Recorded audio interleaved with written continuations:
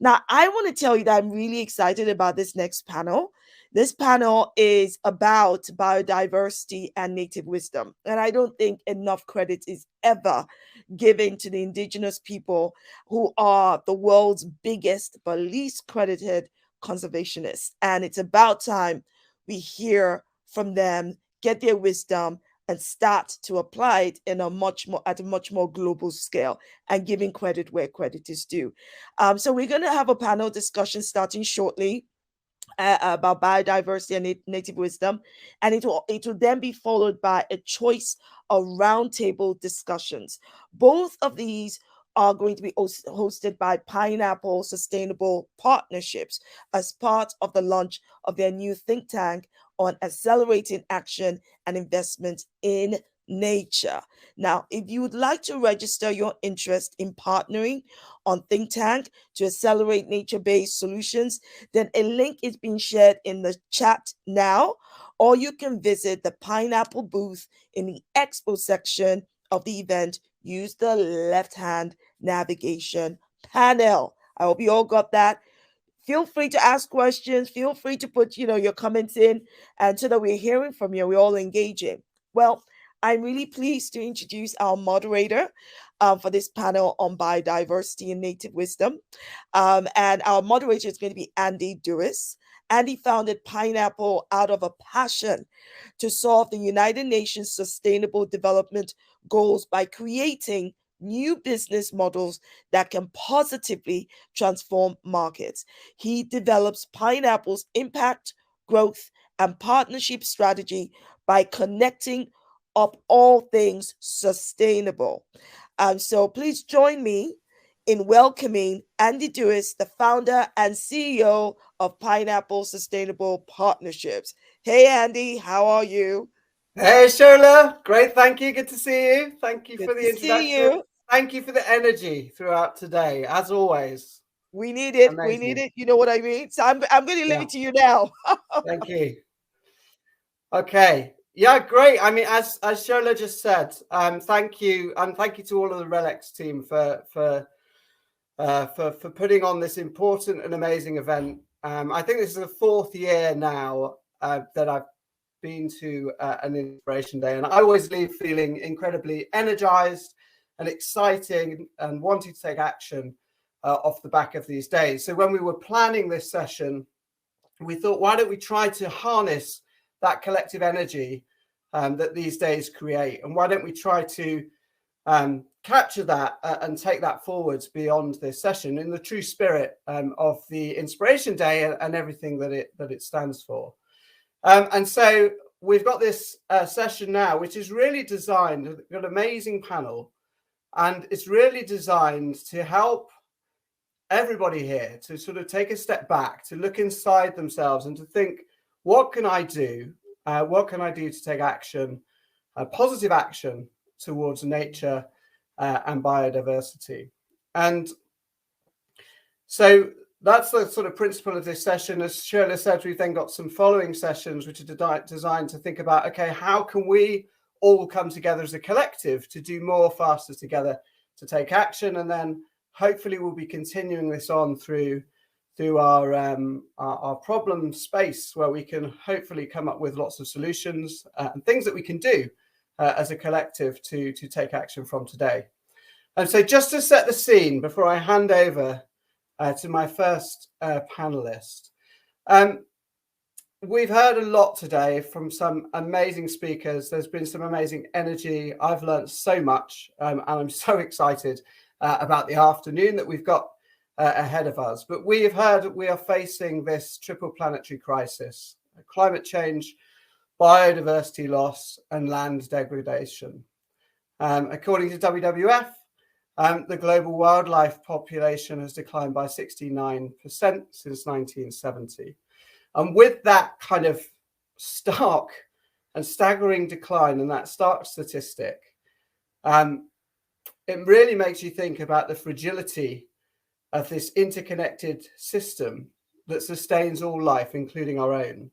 And it really makes us think about the fact that we need to do something, and we need to do more to accelerate scale action on this topic.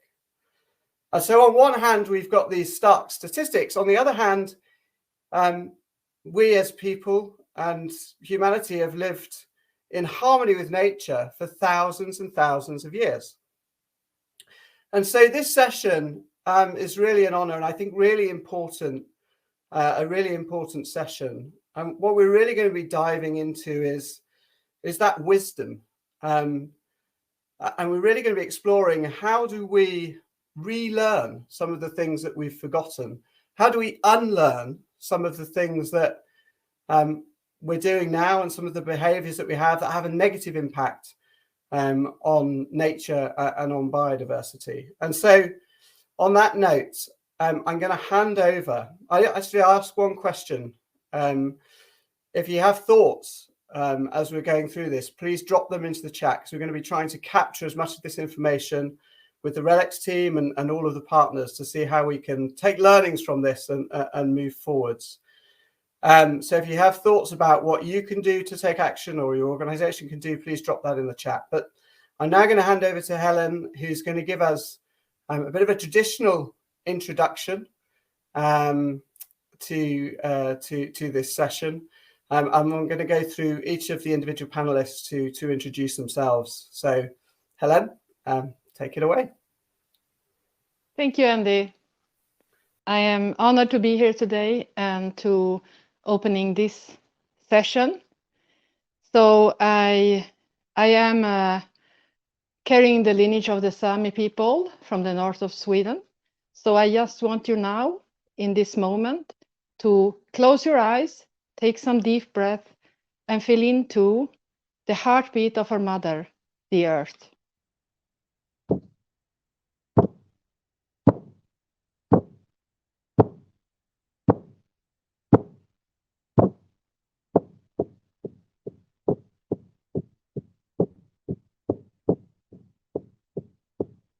She's the mother of us.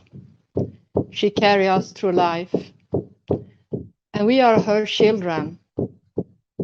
And life is a cycle. Life is an ongoing cycle, as nature is. And we are a part of nature.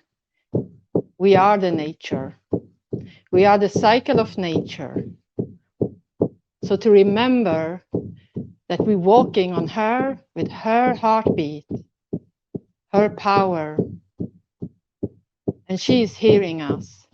And through the universe, we are connected in the heart.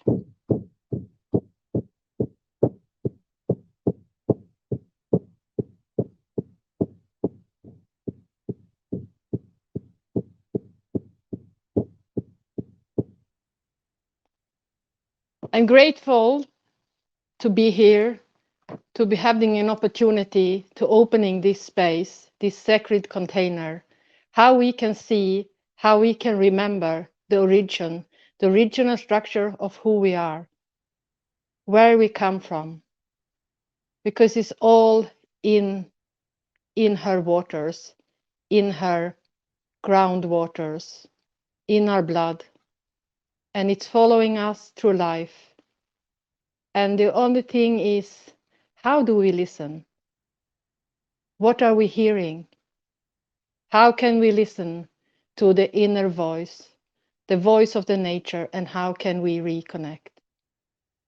So with this, I open this space, this sacred container for the day. Thank you, Andy, for allowing me to opening this space. Thank you. Thank you, Helen. That was an amazing opening and an amazing introduction as well. So thank you so much for that. It's a privilege to have been working on you with this ahead of this, and it's an honor to have you here today. And now we have the rest of the panel who have arrived. So welcome. It's been a privilege actually spending time with you guys in the build up to this. I'm excited about this now. So I'm gonna just ask the others who've just appeared just to give a short introduction as well to themselves. So I'm going to go in no particular order, but Sasha, you're there in front of me on the screen. So would you mind introducing yourself to everybody? Absolutely. Am I unmuted? Yes. Okay, great. So yeah, Sasha, I am the CEO of Conservation Without Borders, also ambassador for the Convention on Migratory Species, but more remarkably, I'm known as the human swan for an expedition that I carried out in 2016. I've been asked to help a load of scientists get together and figure out how to get lots of different people from different interest groups and industries together who were partly part of causing the decline of a migratory swan, and see if I could get all those people to meetings. And I looked at all of that and realized that actually getting people to meetings, particularly if we were starting off by telling them they were part of the problem, wasn't going to work, or wasn't going to work fast enough, and that we needed to actually bring together a much stronger story. I also realized that actually, well, the scientists were saying that even if you added up all the threats they were aware of, there was something missing. The swans were declining far faster. But if you looked at the migration of the swans from the Russian Arctic to the UK, it was very clear that they were crossing some of the remotest parts of the planet that researchers weren't getting to, but there were plenty of communities up there. So a really key part of understanding how to save the swans and whatever was going wrong for the swans could also be happening to many other migratory species that use the same habitat. And that missing thing was to go and stop and speak to communities. So yeah, my solution to that was to put a paramotor on my back and fly with the birds to see the world from their point of view, but also to stop and land and speak to the different communities. And so, yeah, that's what I did. And meeting many of these Indigenous communities formed the way that I do conservation from now. Amazing. Thank you. And a privilege to have you here. Okay. And now we're going to travel to the other side of the world, I think, to Brazil for Kivan. Yeah, please take it away, Kivan, another amazing panelist. Yeah. Hello, everyone. Greetings from Brazil. As Andy mentioned, my name is Kivan Macedo. I'm the Sustainability Director for Naturinco, a beauty group that gather 4 amazing beauty brands: Natura Cosméticos, which is the mother company of the group, Avon, The Body Shop, and also Aesop. And currently I'm leading, of course, as the Sustainability Director, actually the 3 topics that Andy mentioned. So I'm leading the net zero initiatives, which is of course connected to the climate change. I'm leading biodiversity, that try to address the biodiversity laws and how we can do regenerative business, and also the land degradation by our regenerative work. So very pleased to be part of this session and very inspired by the opening that Elaine mentioned. I think that also inside Natura, we have crafted a very special word called social biodiversity. Because in our case, we do consider that it's impossible to disassemble the social aspect from biodiversity. So if you're talking about biodiversity, you necessarily are talking about indigenous people or local communities. So it's impossible, if you want to address biodiversity loss, not to connect indigenous people or local communities.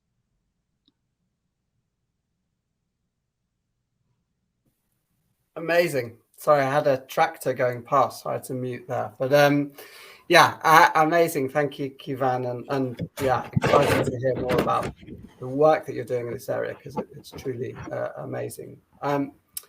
Jessica. Yeah, can everyone hear me? Yes. Yes. So my name is Jessica Wawoe. I come from a small island in the Dutch Caribbean called Curacao. That's where my father is also from, and my mother is German. And throughout my life, I lived across the world in many, many countries over 3 continents.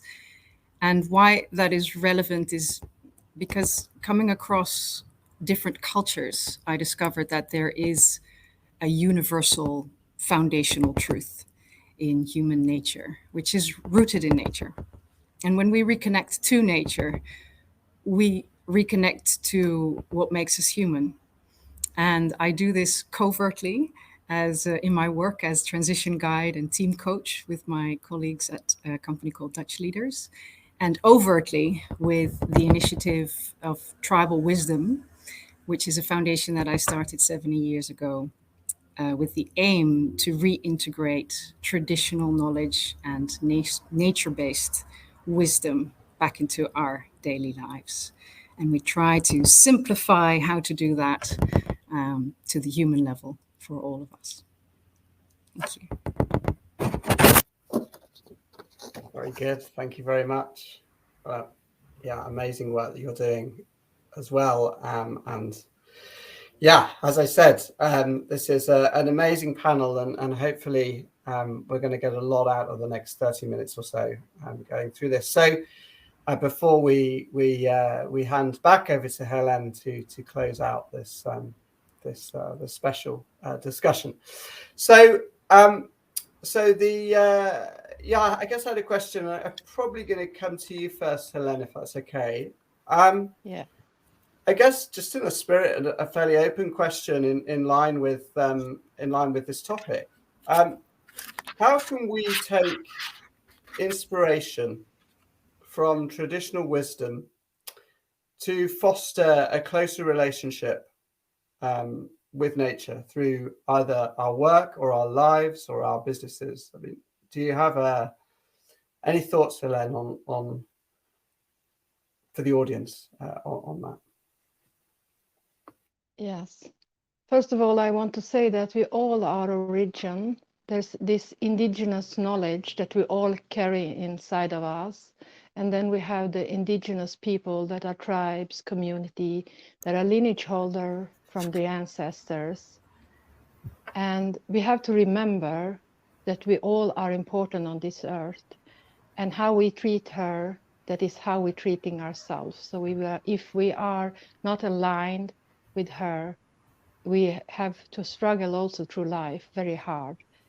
But to come back to that is to be a bridge, to create this understanding that with transparency and with the peaceful approach, that if we go to the corporate world or the NGO world, is to have an understanding that this is their world.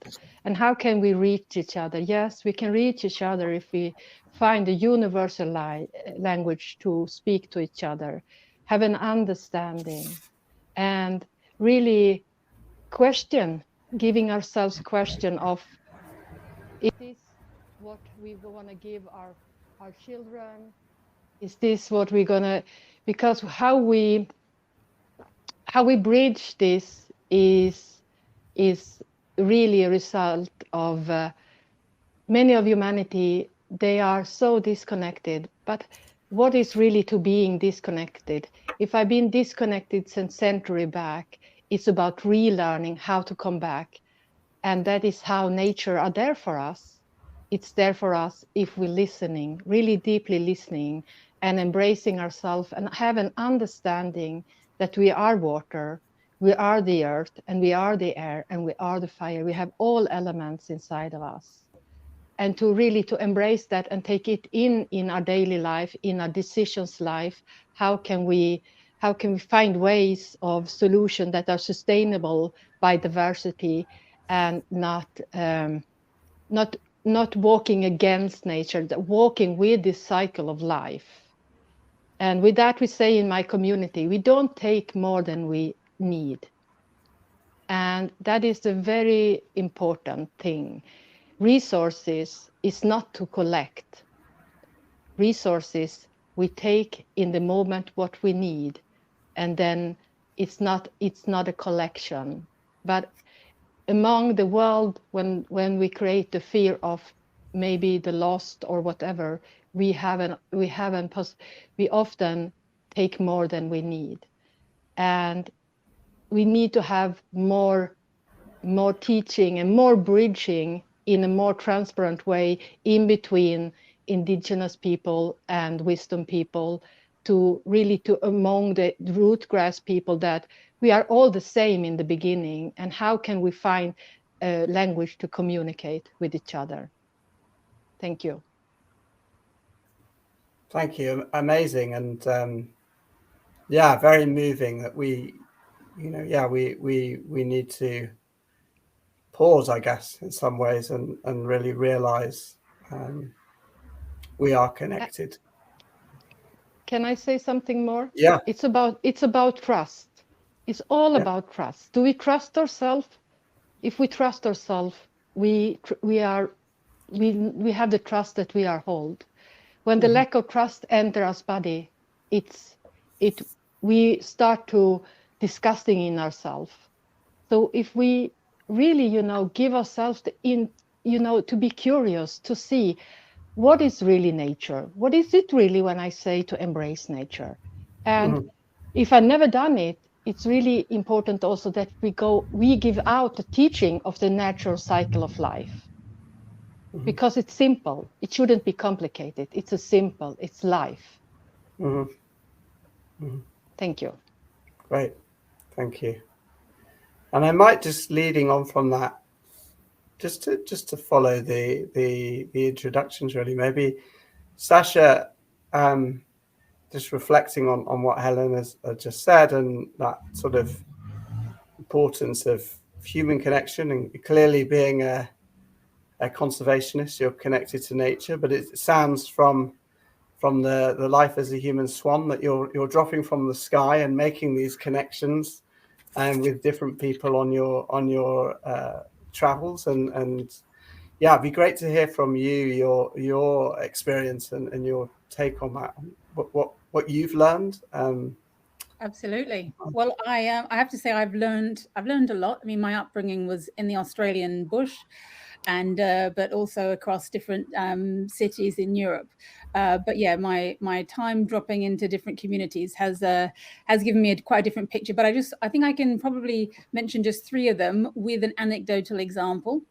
So one of those, Helen has mentioned briefly already, this disconnection with nature. And I guess it was a particularly stark situation for me, where I was trying to explain to a group of London executives. I was talking about the expedition and what we'd learned about climate change, speaking to people in the Arctic, and I'd shown them loads of images of flying across the Arctic, this incredibly beautiful wetland during migration season, so loads of migratory birds everywhere.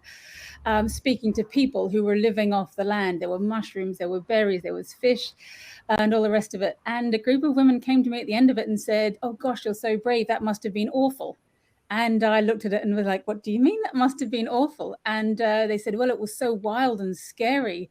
And I just realized then that I had to completely change the way that I speak about these things, because here I was thinking I was inspiring people with a love of nature, and actually they were so disconnected from it that place was scary to them.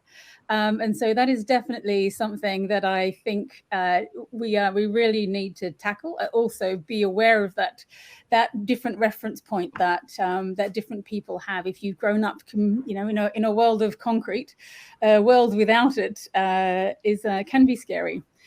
A second thing I think is the complete acknowledgement of being a part of nature. Now, I definitely grew up with that sensation in the Australian bush. Our house was made of wood over time, and there was very little distinction between the outside and the in. But I realize that is not the situation for many people, certainly not here where I live in the UK now. And I guess an example of the distinction there, I guess, was, the complete acknowledgement that you are part of nature includes also an acknowledgement that we have an impact on the system, and some of that is kind of hunting and harvesting animals and things. But you need to be able to acknowledge that completely if you're also going to be comfortable talking about it and making sure that we do it in a way that leads to a sustainable future, basically. And I guess the best example for me of that was when with the issue of the swans, one of the challenges was that 30% of living birds has got shot in their body. And speaking to people before I left on expedition, saying I was, going to go with this factor up to the Arctic and speak to people there about it, just as I had in other places. In general, people's perception was, well, if you want to speak to hunters about shooting, they will shoot at you. And I was 100% sure that wasn't going to be the case. But that was the impression, that if you talk about an issue, then you will instantly receive aggression in response to that. Now, what I actually found flying through the Arctic is that I would land and people's reaction was almost the opposite. Their instant reaction was, if you're prepared to do that, to fly all the way up here to try and speak to us, this must be something important. And I was wrapped in reindeer skins and dragged inside a chum, and people eventually wanted to know how they could help. But even more than that, when I said that we'd known about the decline in swans for the last 20 years, they weren't angry at me, but really disappointed that people hadn't been there to speak to them earlier. And I found that reaction to speaking about some of the challenges totally enlightening. And the third, I think I can mention really quickly, is the confusion they had when I tried to explain to them how we count swans, because I was talking about the decline in them, and they were very curious about how we actually know that the numbers are declining as exactly as we know. And when I described that, well, across Europe, we've left so few places for nature that actually all the swans are using these few discrete places, and we've made fences around that, and that's where nature belongs. Their mind was kind of blown about how that makes any sense at all. And I can see now here, speaking to land managers in Europe and in particular in the UK, people that have tried to manage nature reserves for a long time know this well. I found myself addressing a large group of land managers and asking them what they'd like to be able to look back on proudly at the end of their careers. And one of them in his 60s, been managing a piece of land since his 20s, stood up and said, I'd like to undo everything that I've done. In my lifetime, we've built fences around nature. We've called that nature reserves. And now people think that nature doesn't belong anywhere else. I'd like to undo that. And I thought that was really telling. So yeah, that was another thing I think we should really take from the people living in communities and more connected with land.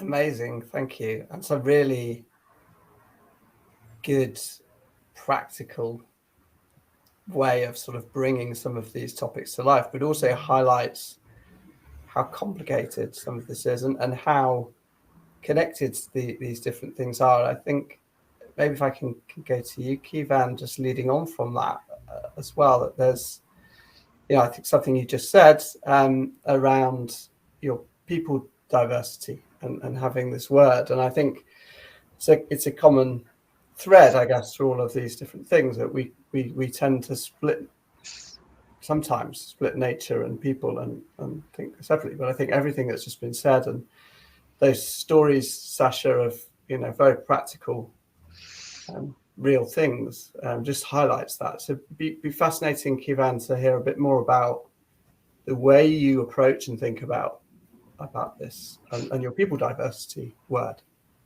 Yeah, perfect. You know that normally also when we are talking about sustainability, we just came to our mind about the environmental dimension, the social dimension, and the economic dimension. But we do consider that there is the fourth dimension regarding the cultural aspect. And when we are talking about, of course, indigenous people and local communities, there is these dimensions about traditional knowledge that Jessica spoke a little bit in her introduction, and just try to connect the dots about what Sasha and also what Hélène has mentioned about learn, disconnected, and trust. So let me share this storytelling, because as you introduced me, I'm based in Brazil. In Brazil, it's a large country, and large part of the Amazon rainforest is based in Brazil. But the point is that the majority of the population has not been to the Amazon rainforest. So whenever we discuss about the deforestation rate that we are facing in the regions, the majority of the population do not care about it, because basically they cannot reach the Amazon rainforest. So we need to keep in mind that the majority of the Brazilian population has never left their own city, has never left their own state. And we are talking about, of course, depend on the region that you are in Brazil, but from Sao Paulo to Manaus, we are talking about 5 hours by airplane. So it's very far away. So I think that one of the missions that we have is that how we can educate the citizenships that we have in Brazil, how we can introduce the Brazilian biodiversity so then people can be aware. And I remember once I was giving this class in one of the universities here in the south part of Brazil. And then I was mentioning all these names about those biodiversity active ingredients that we use. And I was asking the audience, does anyone knows about it? And there is a little girl in the behind of the auditorium. She was the only one that every time that I mentioned those biodiversity ingredients, she was raising the hand. And in the end of the presentation, I asked her, where are you from? And then she mentioned from the Amazon.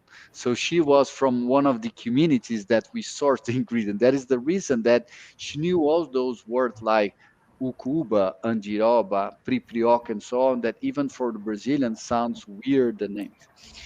And I do consider that one of the tasks that we have is that how we can not only introduce, but then how we can connect people. So then people can understand what are the benefits when we have those flying rivers from the Amazon bringing rains to the south part of Brazil, supporting all the crops that we have across the country. And then people are going to realize why it's important to rebalance a little bit these relations that we have on nature. And also, I think that Ellen mentioned about a word about trust.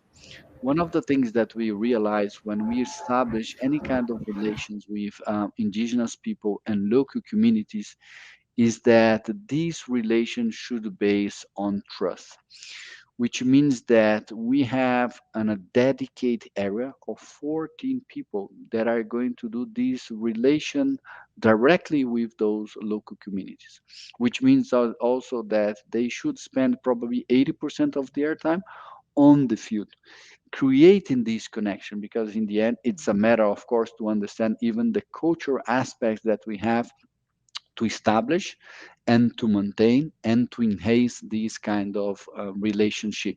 So it's not a matter that we are talking about an ordinary supplier that you just send an email and he is going to understand everything. So sometimes it will take a time for us to set an agreement and understand, of course, what are the rituals, what are the balance, and what are the customers that we have. So I think that is the important part that we have when we do these kind of relations, and we try to, of course, to enhance. There is an expression that we use internally, how we can give more value to the economy of the standing forest. Because in the end, deforestation is an ordinary alternative that is facing and is knocking in the doors of the local communities. So how we can offer an income for them, because in the end, even local communities wants to have prosperity. Probably the reference of prosperity that they want is a little bit different from urban areas, but in the end, they want to have a prosperity as well.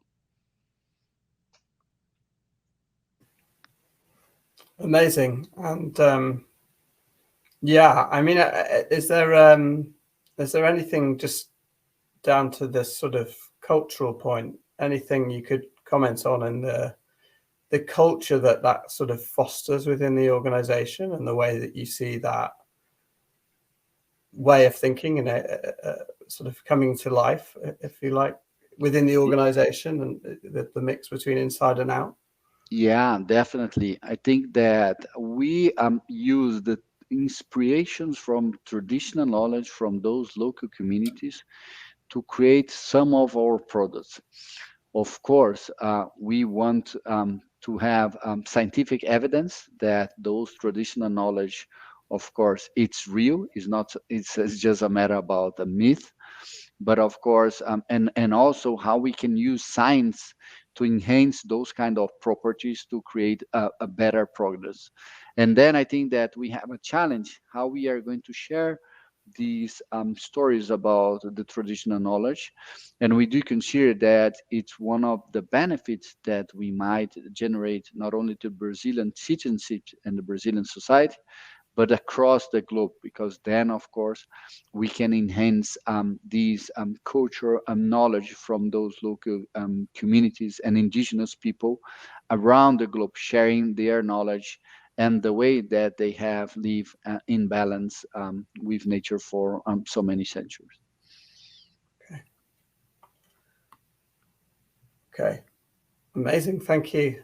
And finally, Jessica, but last but not least, but I think we've talked a lot in the past as well around some of these concepts that are coming across here. I know you do a lot of work with the link between organizations and wisdom sharing. So yeah, I'd be intrigued to hear your thoughts and maybe reflections on some of the other comments as well. Yeah, thank you, Andy, and everybody else. I'm so grateful to hear what you're speaking about. It means that I have to speak less, because you're saying many of the things that come up with me as well. When you ask the question, how can we take inspiration from native and indigenous wisdom? I suspect that one of the first things you might think is, oh, this is exotic, or it's not where I live, or I would have to travel, or these are people that I don't have access to, or this is knowledge that I don't have access to. And I would invite you to consider local indigenous knowledge, to find what is indigenous to where you are. And if you have to think about or redefine the word indigenous, I always like to simplify and think of it as having a connection to the land and the elements. And again, this is oversimplifying, but it does answer the question of where to start. And you can start in your own backyard or front yard or around the corner. You can start with your elders, the people who have been on this planet longer than you have.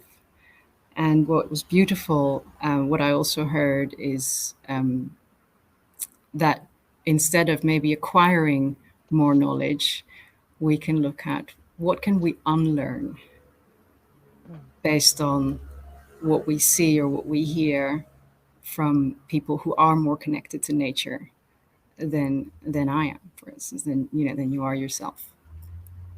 And listening, I would say, is a key. Thank you, Helen, for bringing that up as well.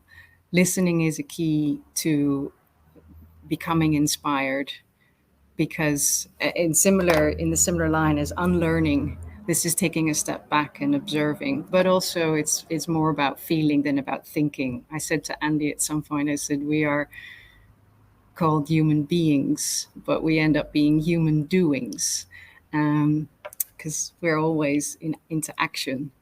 And so there's an invitation as well to look at where can we take a step back? What is there around us already? And then where does the energy go? I mean, if you want to really be inspired by traditional knowledge, there is surely a theme that inspires you more than anything else. And we've talked a lot today in this conference as well about nature and animals and plants and biodiversity, but it could also be more cultural, where, for instance, my jump into the rabbit hole of traditional knowledge started when I was pregnant, and I was wondering, what are all these traditional practices around raising a child? Because all the information that I got was medical and academic and scientific, and I was wondering, where is that human-based knowledge that we have had within us for as long as we've lived as humans? So find your connection, find your passion, and follow that. Amazing, thank you. And it actually leads me wonderfully to, you've kind of started to raise the topic that I wanted to raise next, and so thank you for that. In sort of giving some practical examples of what can we do to kind of take this sort of wisdom and this way of thinking and sort of apply it within our daily lives and the way we do as human doings, or be as human beings, as you just said. So I think it's a really nice way, and that's a really nice way of framing my next sort of question that was on my mind, which is, Yeah, I think maybe if I kind of come back to you, Kivan, I think you touched a little bit on some of the work and some of the ways you apply this in say maybe the way you think about products and the way you think about engagement and ingredients and the whole way that you operate the business. Are there any kind of key points or comments that you make to the audience around, really kind of bringing this to life a bit further? I know you've talked a lot about that already. Yeah, sure. Let me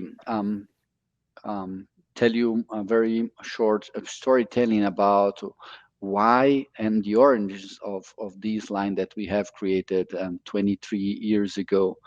So basically, everyone's know that in 1992 we have the Earth Summit or the Rio 92 Summit event here in Brazil, and the founders of the company realized that, wow, if we want to position our company and we want, of course, to contribute to a more sustainable world, how we can try to give our contributions to this important agenda that has been created after this event related to climate change and also related to biodiversity. And a few years later, we launched this line that we call ECOS or ECOS. And the idea is that how we can give more value to the standing forest. So the idea is that using the inspiration from traditional knowledge to create the products and also to share not only beauty but also share benefits among the communities. So not only we are acquiring those ingredients by paying and applying the principles of the fair trade, but also how we can distribute access and benefit sharing to the communities. And in some of the cases, why not, it depend on the communities that we are talking about, also recognize the effort and the value of the ecosystem service about the standing forest. So why not pay for ecosystem service? So that is the reason that we created this line. And the idea is, as I mentioned, to introduce the Brazilian biodiversity ingredients to the Brazilian population, but also around the globe.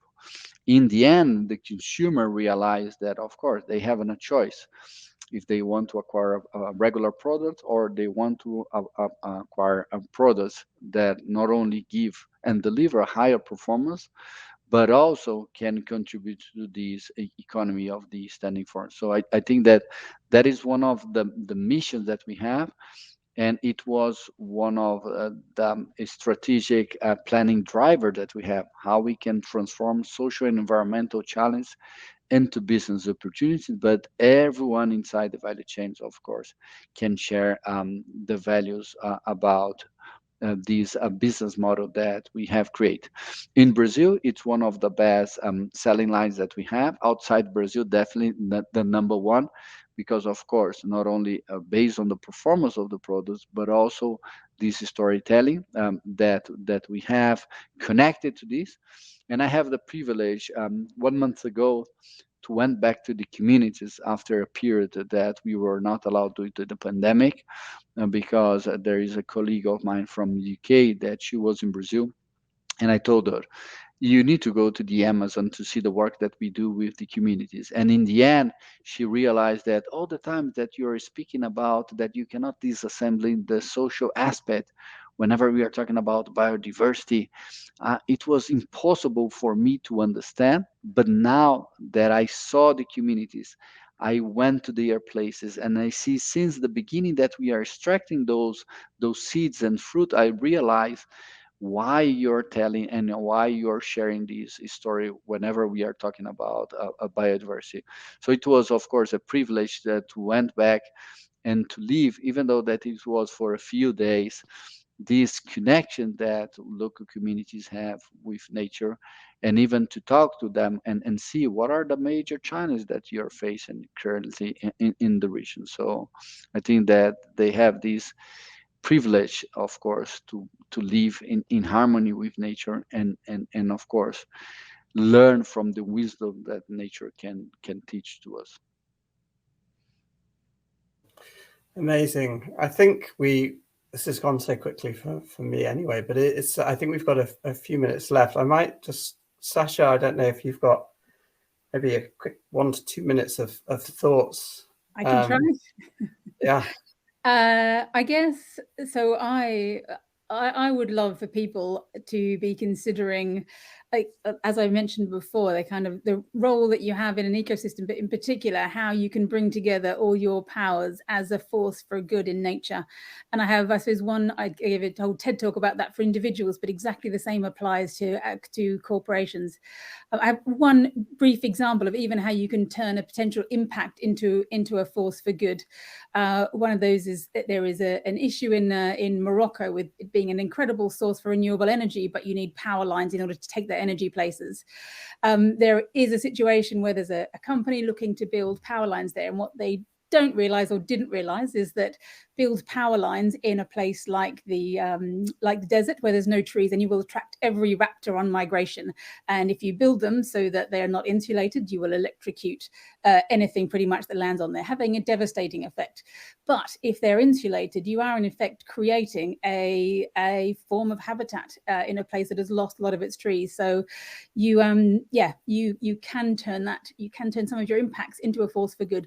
But in order to be able to do that, you probably wouldn't know that unless you are talking with lots of different people in that area. So again, as I mentioned before, the ability to open up and talk about honestly about the impacts that you think you might be having, and be prepared for discussions on how you could move forward. It's all about being open to conversations and collaborating with those that you think might not agree with you. Amazing. And I think given the timing, and I think, Jessica, you're going to be in breakout group 1, so if people have got questions for you, that's fine. What I might do, Helen, I think is going to close out the session, but just before you do that, Helen, if it's okay, which are really intrigued in the role that you play as you described, as a bridge between traditional wisdom and sort of helping people to sort of apply it and learn. So I don't know if there's a couple of comments you had around that, and then we'll leave you to close this amazing discussion. Yes, as I'm being the bridge in between the wisdom and the science world, it is to create the understanding that we are all unique. We have all unique frequencies, and we have unique waters inside of ourselves, and it's about opening the awareness, inspiring people to feel. Not only when I say listening, I don't mean the hearing. I'm meaning the listening, like Jessica said, inside of yourself. What is your body telling? How are you feeling today? It starts with that. It starts with ourselves, and just, recognize that, but also in not, make it so complicated. It starts where we are in this daily life at the present, not in the history. That's where we start, but starting by, feeling into that with the mindfulness and awareness that when we connect with nature, what do we feel inside of ourselves? How does it feel? How does it feel when we see a candle? This simply signs of, or is it that we don't even take time for 5 minutes a day? Because it doesn't have to be an hour or 2 hours. It starts with small steps to come back to yourself, to come home to yourself. And that is how I have seen, and it's a beautiful, that is what's giving me the inspiration to continue, is that I don't want to collect. I want to bring people, humanity, wings to fly out in the world and be aware of where they are. Because it's about unlearning, because when we connect inside of ourselves, then we open the space of curiosity and happiness and inspiration. That is when because there's no right and wrong in that. What our body is telling us with their voice, that is where we are in life, and it starts with us. So with that, I want to close up, but I would like to close up by giving you a gift today, a gift from me to all of you. And the gift is a question for you to take into your heart. What are you longing for? Because this is not about it's about the history, and it's needed to be respected, but it's also about the presence. So what are you longing for, and how do you want to walk further on? That is my gift to you today. And I will close up with the heartbeat of Mother.